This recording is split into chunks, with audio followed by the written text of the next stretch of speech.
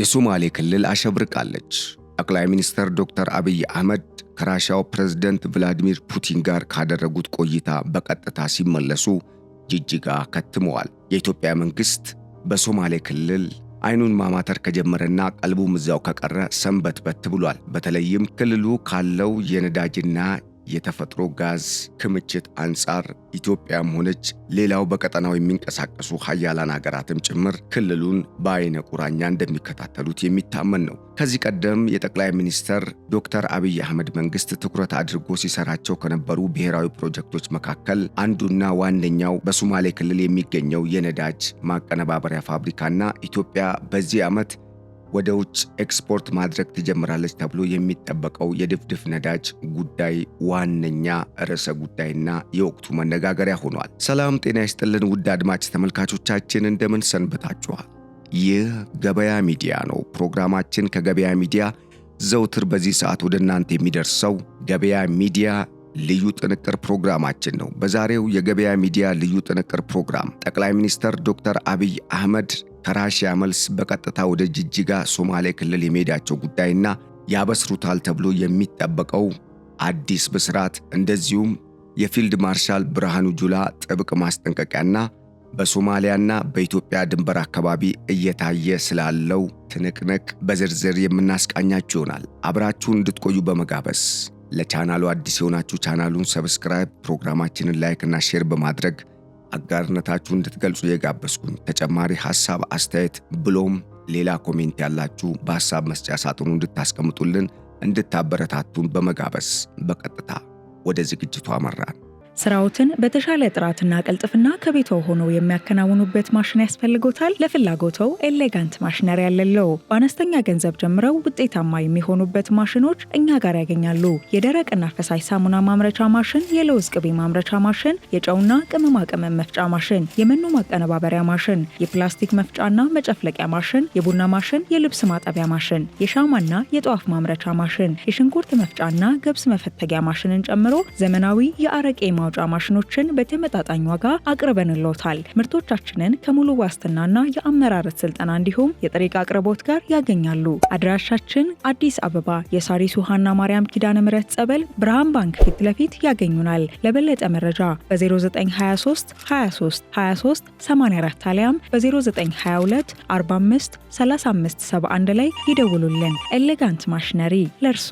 የሶማሊያ ክልል ዋና ከተማ ጅጅጋ አሸብርቃለች። በተለይም በካሉባና በሂላላ ከዚህ ቀደም በቻይና ድርጅት ሲፈለግና ተገኝቷል ተብሎ ለዘመናት ሲነገር የነበረው የነዳጅና የተፈጥሮ ጋዝ ክምችት አሁን ላይ አየሩን የሞላው ዋና የመነጋገሪያ ርዕሰ ጉዳይ ነው። በተለይም ጠቅላይ ሚኒስትር ዶክተር አብይ አህመድ የራሻውን ፕሬዝዳንት ቭላዲሚር ፑቲን በሞስኮ በመገኘት ስለ ሁለቱ ሀገራት አጠቃላይ ቀጠናዊ፣ አህጉራዊና ዓለም አቀፋዊ ግንኙነት ብሎም ኢትዮጵያ የኒውክሌር ማብላያን ስለመገንባት ሂደት በሚመለከት በክሬምሊን ቤተ መንግስት ሲመክሩ ከቆዩ በኋላ በቀጥታ ወደ አዲስ አበባ ተመልሰው አሁን በጅጅጋ የመገኘታቸው ጉዳይ ነገሩን የበለጠ መነጋገሪያ ከማድረጉም በላይ በክልሉ ስላለው የነዳጅና የተፈጥሮ ጋዝ ክምችት ሁሉም በሚባል ደረጃ እንዲነጋገርበት እያደረገ የመጣ ጉዳይ ነው። በተለይም ከትላንት በስቲያ ጅጅጋ ገብተዋል የተባሉት ጠቅላይ ሚኒስትር ዶክተር አብይ አህመድ በህዝቡ ደማቅ አቀባበል የተደረገላቸው ሲሆን በክልሉ ያሉ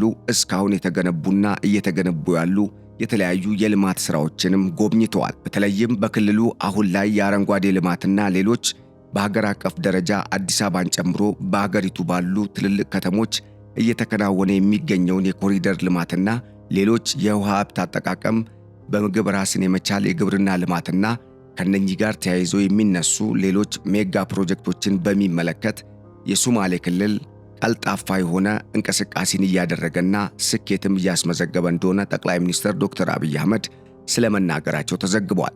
ዋናነት በዚህ ክልል እየተሰሩ ካሉ ሌሎች ብሔራዊ ፕሮጀክቶች መካከል ኢትዮጵያም ሆነች የኢትዮጵያ ተቀናቃኝ የሆኑ በቀጠናው የሚንቀሳቀሱ የኢትዮጵያን እድገት እንዳይመጣ የሚፈልጉ ኃይሎች በትኩረት የሚመለከቱት አንድ አነጋጋሪና በጣም ወሳኝ ብሎም ለኢትዮጵያም ሆነ ለቀጠናው እድገት መሰረት የሚጥል የተባለ ትልቅ ሀብት በዚህ ክልል ይገኛል።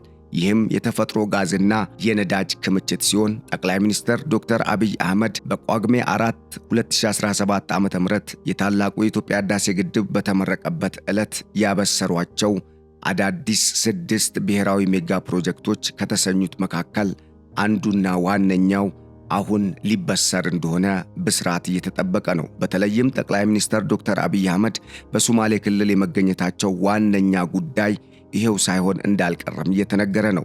ጠቅላይ ሚኒስትር ዶክተር አብይ አህመድ የታላቁ የኢትዮጵያ ህዳሴ ግድብን ባስመረቁበት ዕለት ለዓለምና ለመላው የኢትዮጵያ ህዝብ ብሎም በአካባቢው በጉባ ለተገኙ የሀገራት መሪዎችና የክብር እንግዶች ባሰሙት ንግግር እንደገለጹት ኢትዮጵያ በመጪዎቹ ሳምንታት ውስጥ ሌሎች በርካታ ብስራቶችን ታበስራለች ከማለታቸው ጋር ተያይዞ በዋናነት የነዳጁና የተፈጥሮ ጋዙ ጉዳይ አነጋጋሪ ሆኖ ነበር።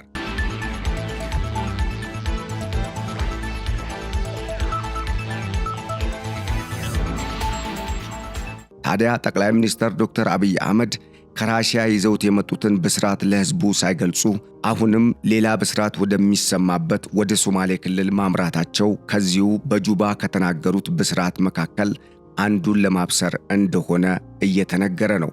በተለይም ኢትዮጵያ ከዚህ ቀደም በሰኔ ወር ላይ ይፋ ባደረገችው መሰረት በመጪዎቹ 2 ወራት የድፍድፍ ጋዝን ወደ ዓለም ገበያ ለማቅረብ የታናል ዝርጋታን ጨምሮ ሌሎች በርካታ የሚባሉ የመሰረተ ልማት ዝርጋታዎችንና አስፈላጊ የሚባሉ ዝግጅቶችን ስታደርግ ቆይታለች። ታዲያ ይህንን ተከትሎ ጠቅላይ ሚኒስትር ዶክተር አብይ አህመድ በሶማሌ ክልል መከተማቸው በተለይም ኢትዮጵያ ታንሰራራበታለች፣ ቢሊዮን ዶላሮችንም ያስገባላታል፣ በቀንም በማታም በአይነ ቁራኛ የምትከታተለው ፕሮጀክት ነው የተባለለትን ይህንኑ የተፈጥሮ ጋዝ የማብለያ ፋብሪካ እንደዚሁም አዲሱን የነዳጅ የማውጣት ፕሮጀክትን ይፋ የምታደርግበት ቀን ሳይሆን እንዳልቀረም እየተነገረ ነው።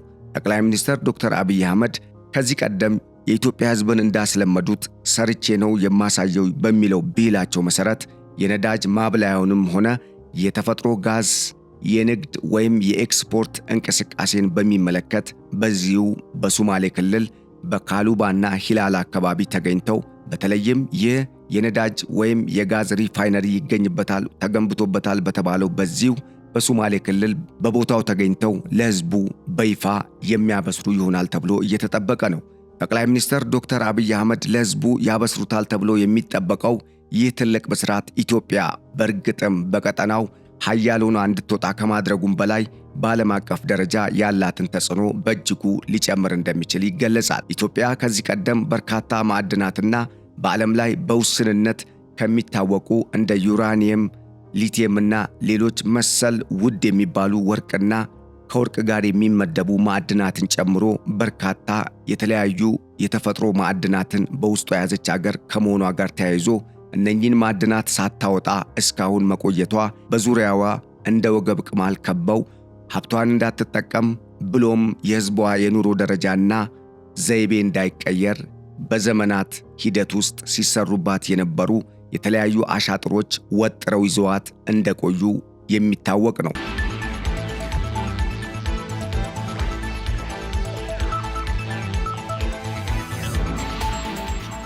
ይህንንም ተከትሎ በ2018 እንደ ፈረንጆቹ አቆጣጠር ወደ ስልጣን የመጡት ጠቅላይ ሚኒስትር ዶክተር አብይ አህመድ ናሳና ሌሎች የጂኦስፓሻልና የጂኦሎጂ የሳይንስ ምርምር ጥናትን የሚያደርጉ ተቋማት ያስታወቋቸውን መረጃዎች መሰረት በማድረግ ኢትዮጵያ በፍጥነት እነኚህን ማዕድናት ወደ ማውጣት ሥራ ከመሄዷ በፊት ማዕድናቱ የመኖራቸውን ጉዳይ ማረጋገጥ አለባት በሚል ላለፉት 3 ዓመታት ሥራ ላይ እንደነበሩ ካስታወቁ በኋላ ባለፈው ዓመት በመጨረሻው የፓርላማው መክፈቻ ንግግራቸው ኢትዮጵያ የነዳጅ ምርትን ከ2 ወር በኋላ ማለትም አሁን ላይ በመስከረም ወር ወደ ዓለም ገበያ ለማቅረብ ዝግጅት እንደምታደርግ ገልጸው ነበር። ይህም የተፈጥሮ ጋዝን ወደ ዓለም ገበያ የማቅረቡ ሂደት በተጠናከረ መልኩ እየተሰራ እንደሆነና ቻይናም ለዚህ ዋና አጋር ሆና እንደተሰለፈች አስታውቀው ነበር። ታዲያ ይህንን ተከትሎ ሳይሆን አይቀርም ጠቅላይ ሚኒስትሩ አሁን ላይ ከራሺያ መልስ በቀጥታ በሶማሌ ክልል ጅጅጋ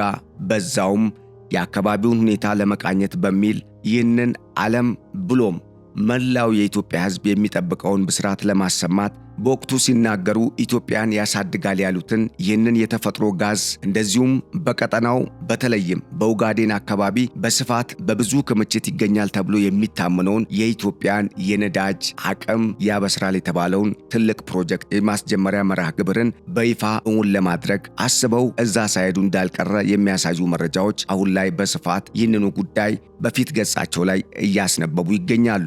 በተለይም የተለያዩ የሚዲያ አውታሮች አሁን ላይ እያወጧቸው እንዳሉ መረጃዎች ከሆነ ደግሞ ጠቅላይ ሚኒስትር ዶክተር አብይ አህመድ 3 ነገሮችን በይፋ ለህዝቡ ሊያበስሩ እንደሚችሉ እየተጠበቀ ነው። የመጀመሪያው ኢትዮጵያ ከዚህ ቀደም አግኝታው አረጋግጣለች የተባለው የተፈጥሮ ጋዝ ሲሆን ይህንንም ጋዝ ለዓለም ገበያ የምታቀርብበትን ሁኔታ በይፋ ጠቅላይ ሚኒስትር ዶክተር አብይ አህመድ ሊያበስሩ እንደሚችሉ እየተጠበቀ ነው። በሌላ በኩል ኢትዮጵያ ከዚህ ቀደም ጠቅላይ ሚኒስትር ዶክተር አብይ አህመድ በጁባ ተገኝተው የታላቁ የኢትዮጵያ ህዳሴ ግድብ ሲመረቅ ካስተዋወቋቸውና በቀጣይ ኢትዮጵያ ትኩረት አድርጋ ትሰራባቸዋለች ካሏቸው 6 ፕሮጀክቶች መካከል አንደኛውና ዋነኛው እንደዚሁም ለኢትዮጵያውያን ቢሊዮን ዶላሮችን በዓመት ያስገኛል የተባለለትን የኢትዮጵያን የነዳጅ ክምችት የማውጣትና በጥቅም ላይ የማዋሉን ብስራት የሚያበስሩበት እንደዚሁም ፕሮጀክቱም የሚጀመርበትን ሂደት በይፋ የሚያበስሩ ሊሆን እንደሚችል ይጠበቃል።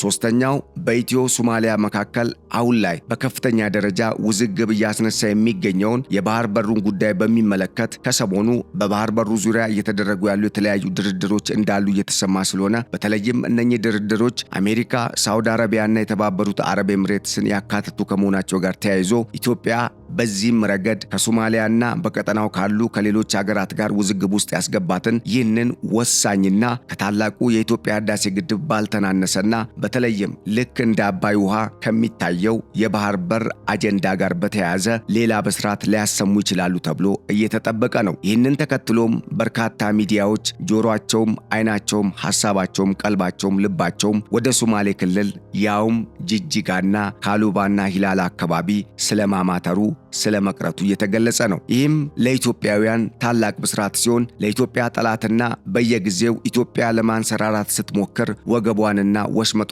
ለመቁረጥ ከሚነሱ እንደዚሁም ሲነሱም ከነበሩ ኃይሎች የሚጠበቀውንም የትችትና የተለመደውን የዘለፋ ውርጅብኝ የምንሰማበት ወቅት ሳይሆን እንዳልቀረም እየተነገረ ነው። በተለይም የኢትዮጵያ ጠላቶች ኢትዮጵያ ስታንሰራራ የሚያማቸውና የሚሰቀጥጣቸው ከመሆኑ ጋር ተያይዞ እንጠፋለንም ብለው የሚያስቡ እንደ አምባገነኑ ኢሳያስ አፈወርቂና ሌሎች የግብጽ ጀሌ በመሆን የኢትዮጵያን እድገት ለመገዳደርና ለማደናቀፍ በተለያዩ አቅጣጫ ኢትዮጵያ ላይ ጦርነትን ከፍተው የሚንቀሳቀሱ ኃይሎች የሚደነግጡበት ብሎም ኢትዮጵያ ደግሞ ወደ ላይ ከፍ እያለች የምትሄድበትን ብስራት እንሰማለን ተብሎ በቅርቡ ይጠበቃል።